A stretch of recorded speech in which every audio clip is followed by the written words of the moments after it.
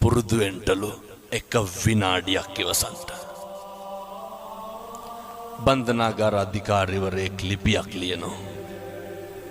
මරණ දඬුවමට උරුමකම් කියන හිරකාරයෝ 100ක් කරගෙන අහන්න හේතුව විදිහට මොකක්ද කියන්නේ? මහත්තයෝ එක විනාඩියක් ඉවසපු නැති එක. එක විනාඩියක් ඉවසුවා නම් මොකද වෙන්නේ? පිහියෙන් අනීද? වෙඩි තියයිද? බෙල්ල කපයිද? නැහැ. අම්මේ තාත්තේ පුරුදු වෙන්න.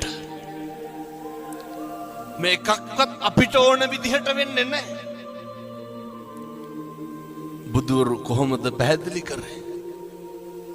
අචින්තිතම්පි භවති චින්තිතම්පි විනස්සති. මේ ලෝකේ කවදාවත් හිතන දේ වෙන්නේ නැහැ.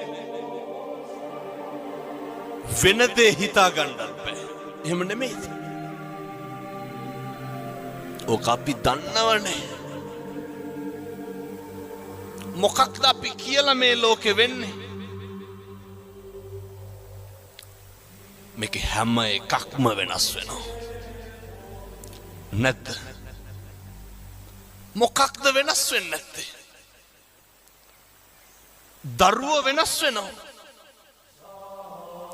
කියනවා නේද? බැඳ ගමන් පවුල් දෙදරනවා කියලා. ඒක මේකේ හැටි. මේ ලෝකේ හැම එකක්ම වෙනස් වෙනවා නම් අපි නඩත්තු කරන අපේ ළඟම තියෙන වස්තුව මොකක්ද? අපේ ඇඟ, අපේ ශරීරය නේ. මේ කෙස් ටික වෙනස් වෙන්නේ නැද්ද? මම මේ කියන්නේ බාහිරයේ පැත්තකින් තියලා අපිට ඕන විදිහට ඕක තියාගන්න පුළුවන්. කවුද අර ඇමරිකාවේ පොප් ගායකයා අවුරුදු 100කට විතර වැඩියෙන් ඉඳ හිටියේ? Michael Jackson. මොනවාද ජැක්සන්ට තිබ්බ අඩුපාඩු? අපිට දැන් මොකක් හරි වුණොත්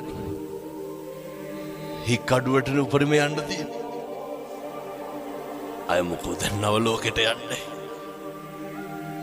ඔය තියෙන එක දාගෙන යනවා. මයිකල් ජැක්සන්ට මොනවාද නොතිබ්බේ?